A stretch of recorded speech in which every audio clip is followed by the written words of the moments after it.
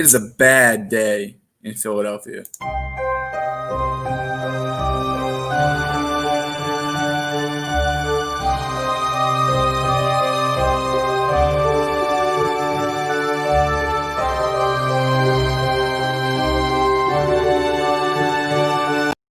What is going on, everybody? Welcome to the More Than Philly Sports Talk Show. It is great to be here with all of you today. As always, joined alongside my co-host, Gavin Toney. It is 11:31 on the East Coast, the 4th of January, 2021. Gavin, how are you doing today? Well, Zach, I'm doing. I'm okay today, Zach. I didn't get my wish, Zach. I didn't get what I asked for this weekend. I wanted the Cowboys to win, and then the Eagles to lose, just so those Cowboys fans could root for us, and then be even more depressed. Cause Zach, we got a Cowboys fan on the day, and he's happy that they beat the Eagles. But guess what, Zach? I would have loved the Eagles to get the last laugh if they lost, and then the Cowboys didn't get to go. But anyway, Zach, I can't complain. The weekend was good. I beat you in golf. I know you had the scorecard. It was 3 strokes, ladies and gentlemen. So, yes, it's 1-1 now. All in all, it was a great weekend besides sports. And how you doing, Zach? Unfortunately, I can't confirm that we will be having a Game 3 winner take all. But other than that, yes, I also lost in 2K to him. I did beat him in PGA. Jamal Murray, 35. Playing, so a little bit of credit to him. Not the strongest weekend against Gavin, heads up, but I'll get him back next weekend. But with all that being said, as you pointed out, not the best weekend in sports for Philadelphia. I mean, the Sixers look good, best record in the NBA. But with all of that being said, the Eagles fell horribly in their finale. We know there's a quarterback controversy, at least according to some people. According to others, we have our starters solidified, depending on what side you're on. But that was very hard to watch yesterday. And there are two perspectives that I've listened in on today. Of course, you lose that game. There's no playoff implications or anything like that for your team. If you win that game, you have the 9th overall pick. You lose, you have the 6th overall pick. If they lost on purpose, which pretty much looks like they did, that was a strategic decision to make. With that being said, your sense of pride, whatever else you want to say, the no hat rule, all kind of fell through yesterday. Guys like Jason Kelsey, Alshon Jeffrey, who I know didn't play but was there, Zach Ertz, Stephen Carson Wentz, who was on the sideline. We could be looking at a lot of these guys' last game in Philadelphia, and for this game to be put on prime time just for the Eagles to kind of purposely lose is a disgrace, and it's not something that anybody would enjoy watching. And it's hard to watch sometimes. Of course, rooting for a draft pick, whatever, other teams get it, but 6 overall is not bad. You'll see either Jamar Chase or Devontae Smith there. I think Chase is going to be the one that's going to be there when we draft. And again, I don't trust our general manager to draft the right players, but we're getting a wide receiver for Rutgers, ladies and gentlemen. We're getting wide receiver put together. I think that it was a tough one to swallow last night. You couldn't even end the year on a high note.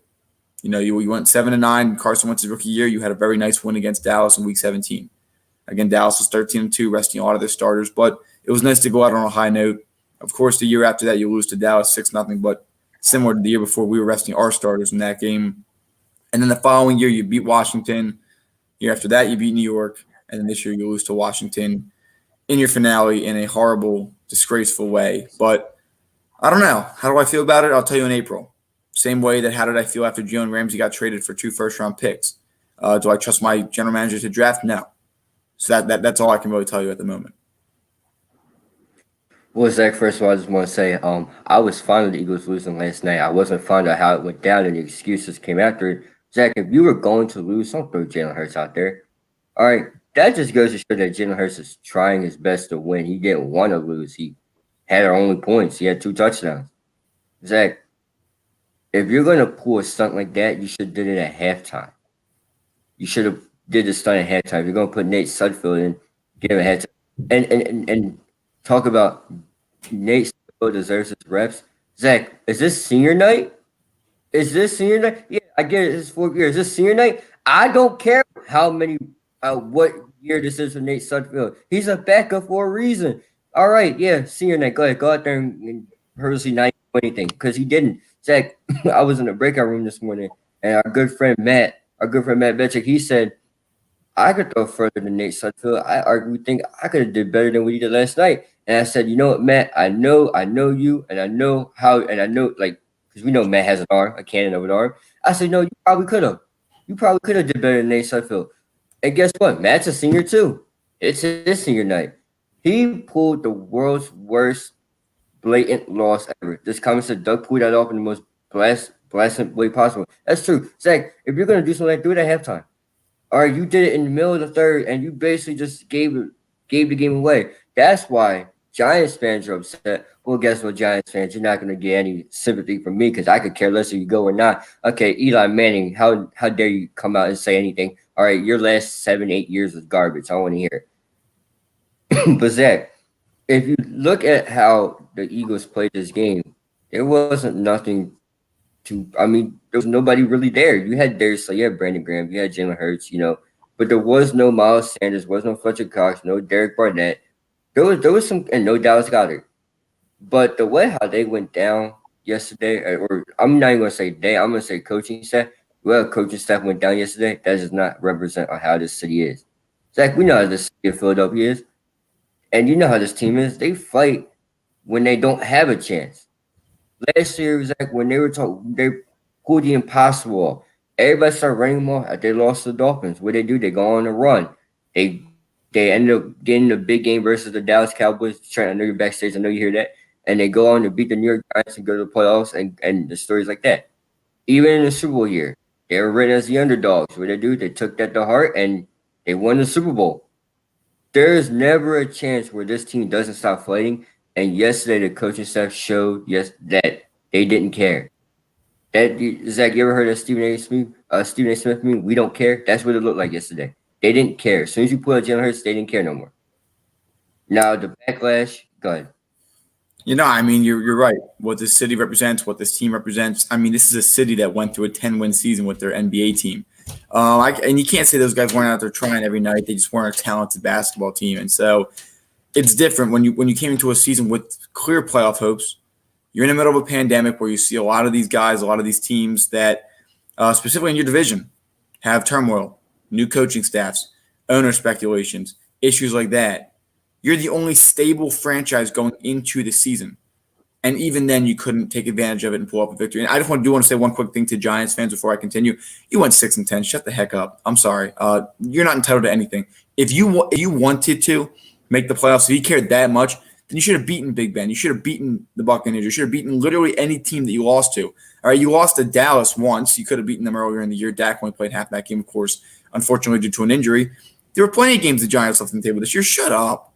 I'm sorry. I don't want to hear it from you. We owe you something. We don't owe you crap. I'm sorry. All right? We owe them a win. I don't want to hear it. We got to beat them next year. I don't want to hear it. I'm sorry. I don't want to hear it, Giants fans. I don't care about you.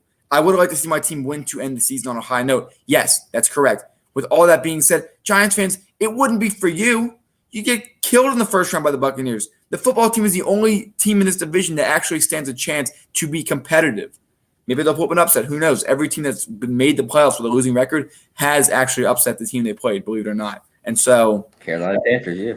Panthers did it. The Saints did, or I'm sorry, the Seahawks did it against the Saints with the Beastquake. I don't want to hear it, Giants fans. But with the Eagles, I'm glad they got the 6th overall pick. I would like them to see it go out with a bang. It's not what Philadelphia is. It's not who we're representative of. And these guys are going to remember this for a very long time, unfortunately. Real quick, Zach, I just want to go back to the Giants point. Zach, the reason why I don't have a problem with the Washington football team going to the playoffs, I said that today earlier this morning. I said they have the most consistent defense due to their pass rush. They can go toe for toe with any offense due to that front seven. All right, look what they did to the Steelers, Zach. I know they're overrated, but look what they did to them. I'm pretty sure they can compete with any one of those playoffs teams from a defensive standpoint. And then if you can get enough defensively, I'm pretty sure the offense can scrape together points. And Giants fans, I don't care about y'all. I don't care. Max Kellerman, Doug Peterson's my enemy today. Eli Manning, this is why we don't like the Eagles. Okay, we get it. You're mad, but you're 6-10. Your offense wasn't nothing special. You barely beat the Cowboys yesterday. And then, Zach, to top it off, you only show up you only beat the Seahawks one time. You beat the Seahawks once, and then you guys think you're entitled to everything? Please. Wasn't it with the starting quarterback on top of all that? Do it better. You got to do better. Yeah, I'm not sure where Giants fans come off with that. With all that being said, the final question, Gavin, before we get on to our next segment is the quarterback position. It doesn't look like Carson Wentz is going to be traded, according to Howie Roseman. Do I believe him? At the moment, I do. Gavin, who do you see being the starting quarterback going the next season? 2021, I don't know where the first game is. I think it's home, maybe. 2021, Jalen Hurts will be under center. But I'm going to say that only if Carson Wentz is moved. Look, Zach, Carson Wentz is one of those people that he may want out, but he's not going to cause a big fuss about it. He's not going to pull a James Harden. He's not going to pull Kyrie Irving when he wanted out, when he went publicly about it. He's not going to do that. The fuss is going to be behind closed doors. I wish he comes out and says, and always be like, yes, I did say that, but he doesn't want to cause a fuss. He's going to come in and do his job and still be that mentor or whatever he is to Jalen Hurts. And then, yes, he's going to want out on the back end. But, Zach, there's one thing I would say this. If Carson Wentz leaves this city or if he's under center next year, we have to remember that this organization in this city failed him. This organization failed him by putting up a statue of Nick Foles and never giving him enough talent around him. This city has failed him for always wanting to talk about Nick Foles during the Super Bowl run and never giving him credit for what he did. Zach, like I said, that starting record before he goes down does not happen with Nick Foles. Nick Foles has never won more than 12 or 11 games in his whole entire career when it comes in just the season. Zach, and then you come back next year and Nick Foles goes on a run, gets luck from the Bears.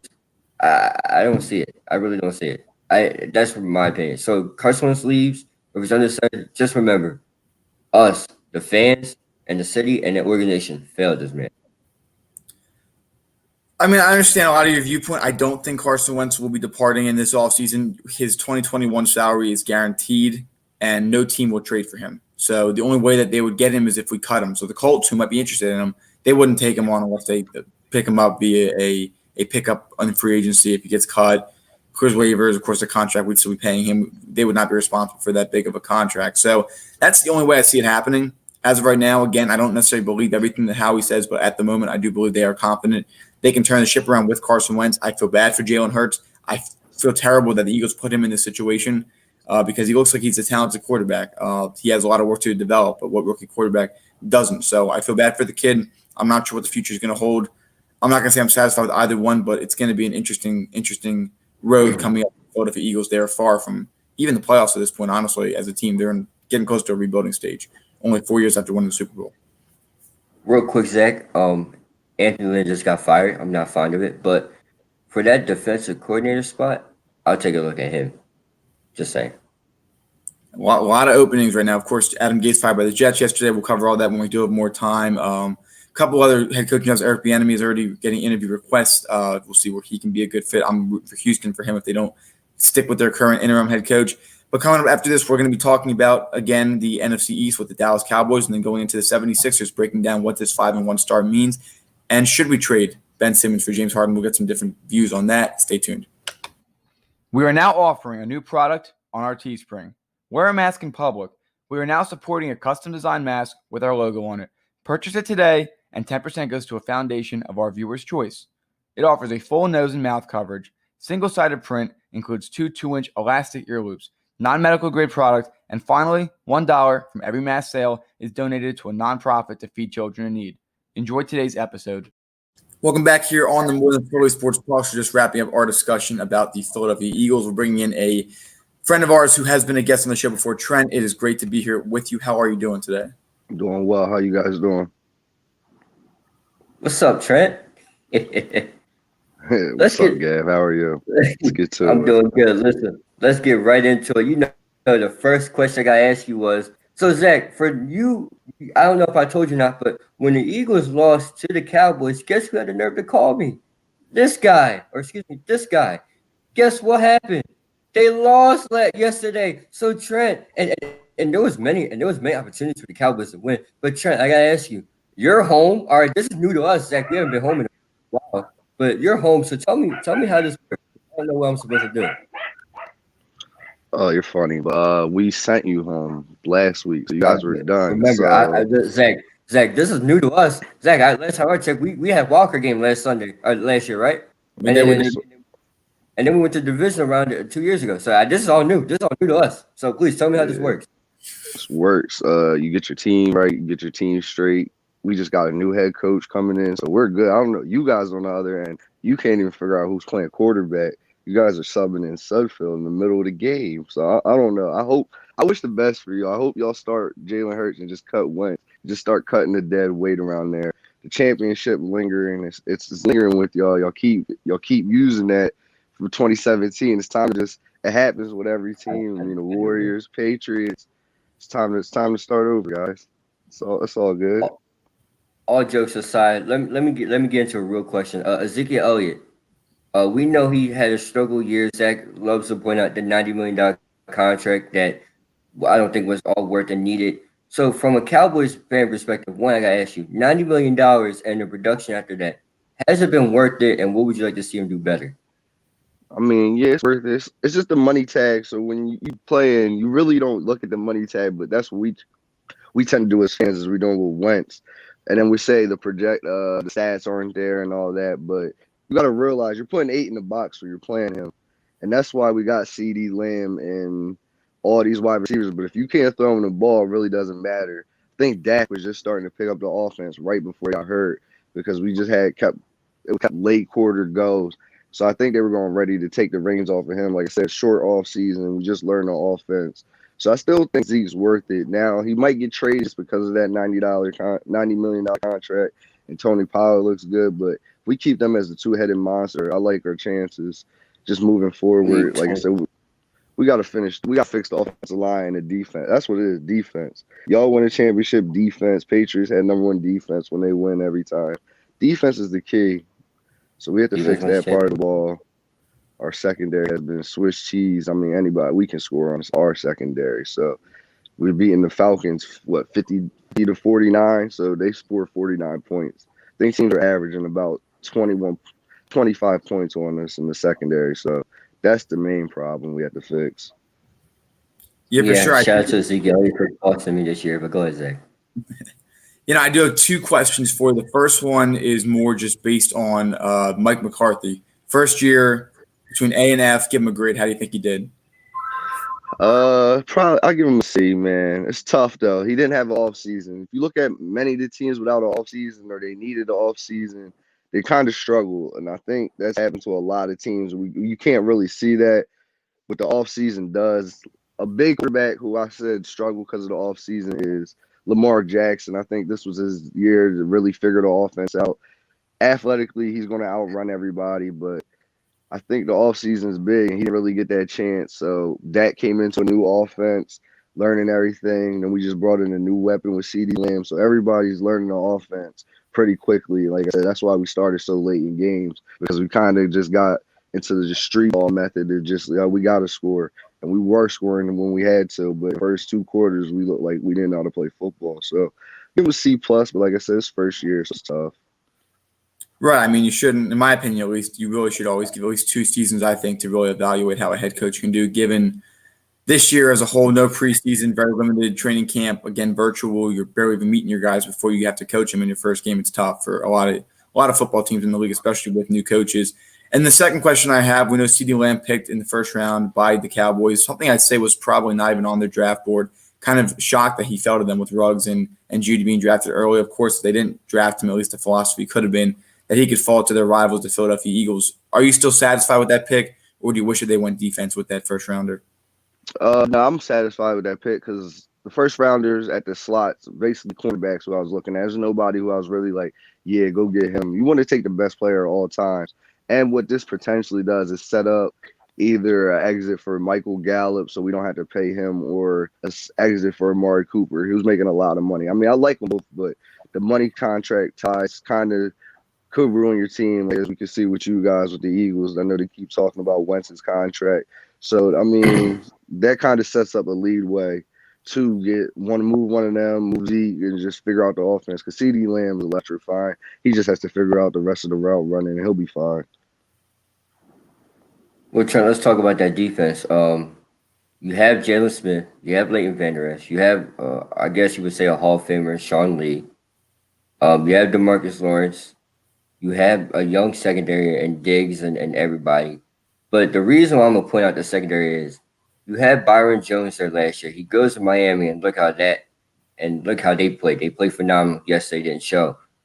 Do you think the loss of Byron Jones, and I'll take it a step further, or not having any veteran presence in the secondary hurt the Cowboys a lot this year? Because we talk about the Cowboys giving up a lot of points, and we talk about them always coming back from behind. Zach, I know you love to point out the whole Dak's padding stats because at the end of the game he has to throw. But Trent, what is the main point, or what is the main focus problem of the Cowboys defense? Is it the linebacking core? Is it the front seven, or is it the secondary?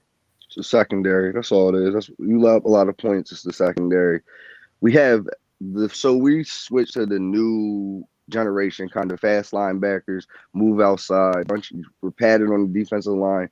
Gregory's coming in. We signed Alden Smith. DeMarcus Lawrence had his regular year. I think Jalen Smith's top 5 in tackles. But what happens is the secondary, like you said, we lost Brian Jones. I wouldn't have paid him that money at that time, so I'm really not bad at that move. But you got to also look at the Dolphins. They have Rashard Jones back there. That's why they traded Fitzpatrick, because they really don't need him. You have that safety out there. You only really need one safety. We haven't had a safety in God knows how long. I can't remember. Probably Roy Williams. Yeah, and nobody picked him up. I think there's a problem with him. But Roy Williams with the horse collar tag, that's the last safety I remember in Dallas. That's really played a key part. So I think I like Diggs. I like the direction. I like Woozier. So he's more of a nickel. So like I said, we got to get the safety. The safety position has to get fixed. Top defenses in the league. You got Buda Baker out there, Rashard Jones, like I said, Fitzpatrick going to Steelers. You need a safety. That's becoming a new quarterback of the defense instead of the actual linebacker, how it used to be. So we have to figure out their safety position. For sure. Yeah. Go ahead. Well, I would say, the Cowboys have forced a lot of rebuilding to do, but of course the Dak Prescott contract is going to be coming up. How confident are you that they get a deal done in the offseason? Pretty sure they get a deal done, because you see what happens afterwards. When you see the aftermath, it's like, let's go fix that. It's like you try to go out, you break up with your first girl for the other girl, and then you figure out that don't work. So then you try to go back to the first girl. So I'm pretty sure that's going to happen. Well, I hope so. I remember sitting here pushing for Dak to get a deal earlier in our show, Zach. I was all for it, even though we had a debate about Carson Wentz. It's still better than Dak Prescott, but we see how much Dak Prescott means to the. Well, you listen. You can shake your head. You won. He has a Super Bowl to his name. Listen. Look, Zach. Ring on his finger, doesn't he? Okay, what does Dak Prescott doesn't? But I check the stats. Check the stats. Check the Super Bowls, buddy. Just like I said, this is the first time we've been home in a while. Number 9. We haven't been. Look. We haven't been home in a minute. If you're bringing Foles back, then you can start talking about the ring. Otherwise, 11's been there for 3 years. We haven't been home in a minute. 11's been there for 3 years after that, man. 11. We haven't been home in a minute, and you guys are stuck paying number 9 for a little while too. So don't forget that. No doubt, Gab, anything else you wanted to say about Dallas before we shift over to the Sixers? Just trash. Do better.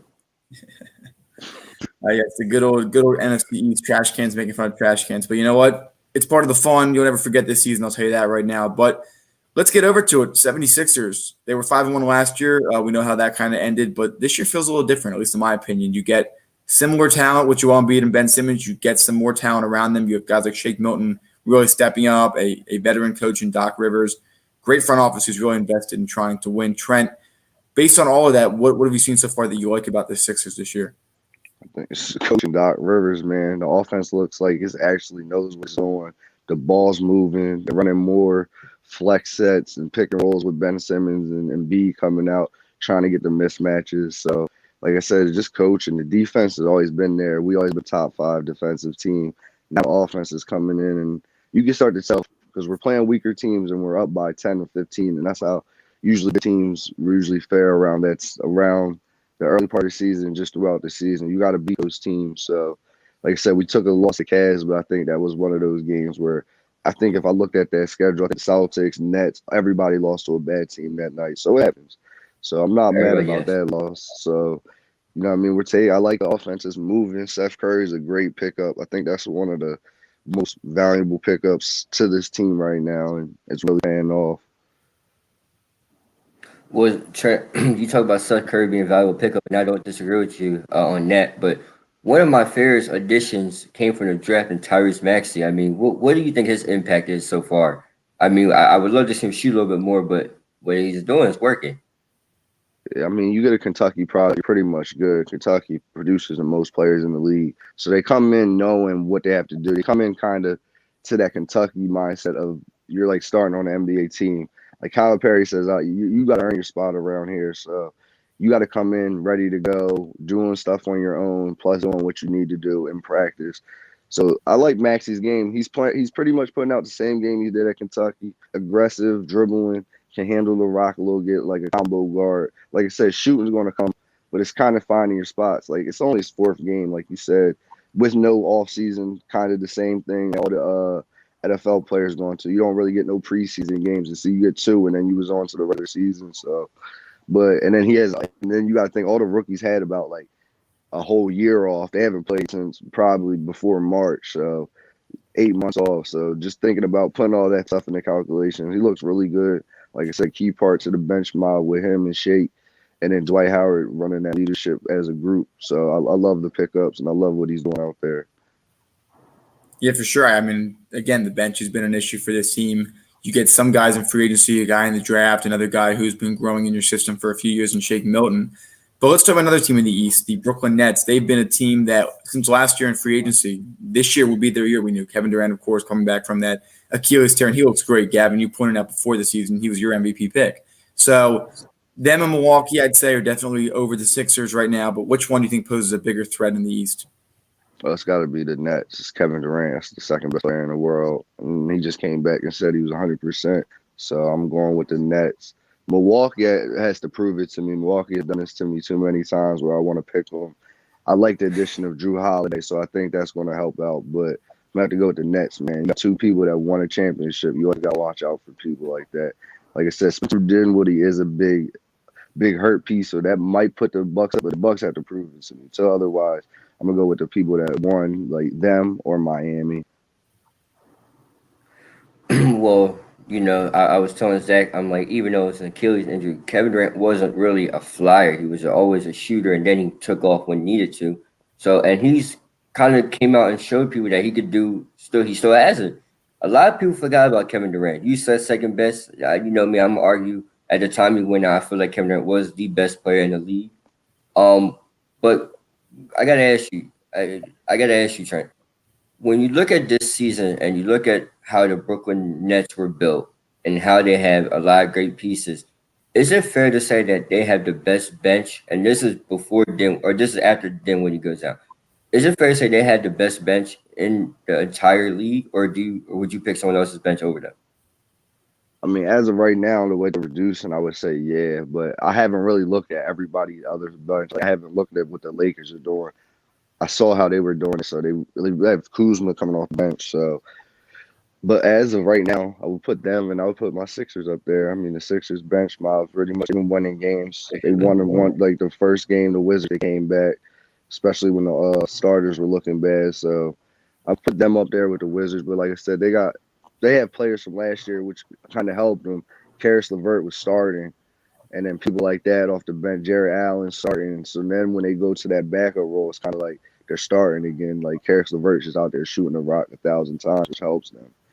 But it's between them and the Sixers right now. And like I said, I haven't watched too much of anybody else, but the Heat's bench has always been good because they're so deep. So I got to wait and see. But as of now, I would say the Nets bench is playing pretty well, probably the best in the league. Definitely part of that experience as far as getting a chance to start last year during that transition year before Durant was healthy. Last year I put the Clippers up there too, but this year losing Montrezl Harrell was definitely tough. But last year I put their bench up against anyone. My final question for you today is pretty controversial, Gavin. We talk about it pretty often. I know our friend Dom on the show would bring on the conversation about Ben Simmons for James Harden. Of course, it would include some picks in there. There's many things you have to weigh out on that, whether or not Embiid's going to have more than 5 years left, which players are more prepared to give them a win now, how they're built. If what's right now is working, don't mess with it. But what is your whole perspective on the whole James Harden situation? I think it's this is the Philadelphia effect on players. If I told you get a guy who doesn't score 20 and not scoring 30, but can play defense, guard your best player on the perimeter, rebound, run your offense, 6'10", can move with anybody. You're like, that's the perfect player. So I wouldn't do it personally because we lose too much on the defensive end. Like I said, Ben had a triple-double. He's pretty much put all his opponents that he's guarded in straight jackets. Nobody's been playing good. So he could be the best defender in the league, but it's just that he's not scoring. We don't look, just because he doesn't shoot the three, don't look at stuff like that. And plus, you got to guard Kevin Durant.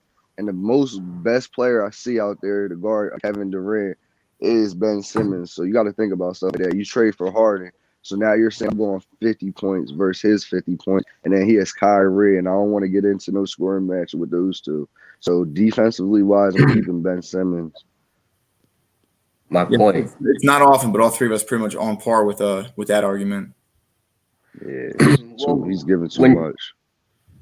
When Don was on the show, he brought up, he said you don't need defense is a motivational thing, and he said when you got guys scoring 50 and you got another guy, 50 is better than what 20. We all know what's greater, 50 or 15. But I told Dom, I said, but you wouldn't have to score that much if you play defense. Trent, you remember James Harden's first game where CJ McCollum gave him 44, and he had 40 and lost. Give or take, there's no John Wall, no DeMarcus Cousins, but that's the problem. If you have to score hand to hand with your opponent, that's not worth it. Now, you're right. When you look at Ben Simmons, you're looking at a guy that he doesn't need to give you 20, but we know he can. All right, what he's been doing has been working. The Sixers are winning, right? Everybody's getting involved. Shake Milton looks like a great piece right now. All right, Tyrese Maxey's doing great. Steph Curry, Joel Embiid's look dominant. Tobias Harris has found his pickup. There's no need to mess up something that's working right now. Now, do you think the Sixers could use one more piece? Everybody says that about their team. They can always use one more piece. My favorite, I always say, well, if you're not going to go get James Harden, which I wasn't fond of, maybe you look at a guy like a Buddy Hield, a role player, a nice role player at best, who could be an all-star that just needs a little push. But Trent, you're right. When it comes to defense, you got a guy. You got Kevin Durant in Brooklyn. You got to play them 4 times a year. So you have to be ready at all times. Ben Simmons is arguably one of the best defensive players of right now. I know Anthony Davis and some others, but he can guard 1 through 5. What other person can do that? What other person? Joel Embiid. Giannis. Well, Giannis, but who can guard? But can Giannis really guard a guard effectively and move with them effectively? Yeah, don't play Giannis. I put them both up there. I put Giannis and Ben Simmons right up there with each other as far as versatility. As far as best defender, rim protection. Why can guard everybody to call. Right. I'm just saying that. You couldn't ask anything better for that. And he's 6'10", and arguably, he's just people keep saying about 3-point shots. Trent, you're right. Once again, I don't stress 3-pointers. I stress mid range. I stress 15-footers. Something that like that. And now that you have a shooter and Curry that can take the heat off of you of not shooting a 3, I like this. I like what's going on here. Everybody just needs to relax. I think what happens is you hear the name, you hear where he wants to go, you see the scoring that he does, but you don't put it together what goes on in between that. You got to read between the lines. Zach and Trent, when John Wall came back, John Wall was looking like a nice piece. He scored 50 points in his first 2 games. Well, combined 50 points. Let me get that right. Solid. John Wall's going to always be solid.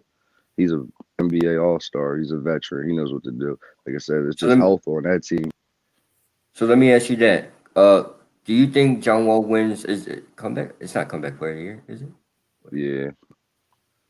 You think he wins or no? I don't think they don't have a comeback player, do they? Oh, that's right. That's my fault. NFL it was an award. Most improved. Yeah. Most improved. Yeah. Now NBA has most improved, so he can't win that, and that's probably going to go to Shake. Or 6 man. What about? I don't think either one. Too early. Is it too early for 6 man? I think he'll win comeback player of the year. He has a better chance to win that right now. Most improved. It's most improved. Most improved. My last question for you, and then Zach, I'll let you end it off. But MVP pick, early MVP pick. Who's your guy? Who you with? I was just about to bet in. I don't know. I want to go with Damian Lillard. I feel like But Dame's my guy, so that's like a gut pick. So that's like who I want. That's picking my heart. My gut That's pick is telling me. yeah. My gut pick is telling me Luka Doncic. I feel like Luka's gonna figure it out, but he has to get Porzingis back. If he doesn't get Porzingis back, he doesn't get those assist numbers. So I don't think Giannis wins. That's what I can guarantee. That's why I won't pick somebody else. I don't think Giannis wins it for the third time.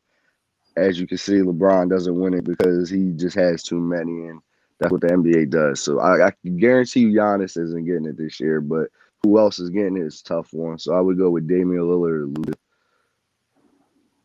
You know, I think either Trae Young is going to be up there, and then a couple other guys can make some noise, Kevin Durant. But other than that, Trent, as always, great to have you on. I'm sure that from the football side, hopefully next year we'll be singing a happier tune from the. Yeah, he'll be singing the same tune. We all He'll share be singing the same tune. I'm hoping that we have some good success, and we'll The have you on. 7-9 or 8-8 tune. Eagles Cowboys will always exist. And again, thank you so much, everybody. Thanks for having me, guys. Thank you, guys. Appreciate it. Hey, real quick, Zach. What about Devin Booker for the MVP conversation, or is that, or are we not like Chris Paul? See, that's why I stay away, guys. Like Kevin Durant, he is Kyrie, so you can't score that much. He's a scorer. Kevin Durant's going to win the game first instead of trying to get 10 assists or 10 rebounds. He's going to get 30 points first. Do you think Joel Embiid?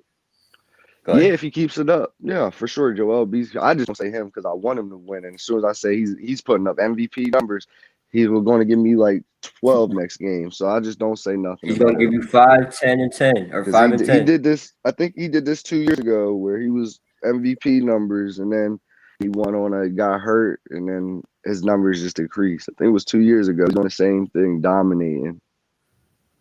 For sure, we're hoping for the best for him again. We'll have you on again with the Sixers. Hoping for the best for them. Hopefully they can stay strong this year. There's no reason to believe they can't. Thank you again, everybody, for watching, and have a great day. Thank you, Trent. Yep, thank you, guys. If you enjoyed today's video, make sure to like, comment, and subscribe if you haven't.